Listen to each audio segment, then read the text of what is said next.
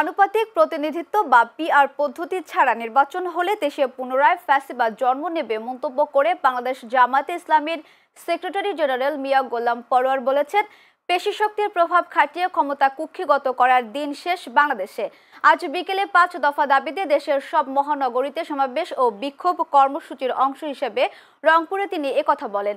জুলাই সনদের আইনি ভিত্তি, আগামী নির্বাচনে পিআর পদ্ধতি প্রণয়ন সহ 5 দফা দাবিতে রাজধানীতে সমাবেশের পর এবার বিভাগীয় পর্যায়ে কর্মসূচি পালন করছে বাংলাদেশ জামায়াতে ইসলামী।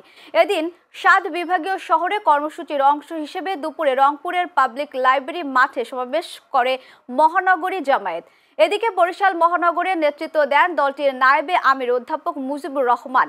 চট্টগ্রাম মহানগরের সহকারী সেক্রেটারি জেনারেল মাওলানা রফিকুল ইসলাম খান এবং সিলেট মহানগরের নেতৃত্ব দেন সহকারী secretary general doctor AHM Hamidur Rahman Azad.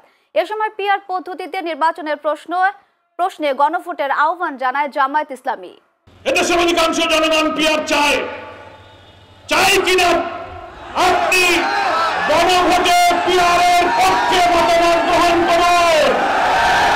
আমরা জামায়াত ইসলামীর পক্ষ থেকে কথা দিচ্ছি, অধিকাংশ জনগণ যদি পিআরের পক্ষে ভোট দেয় আপনাদেরকেও মানতে হবে।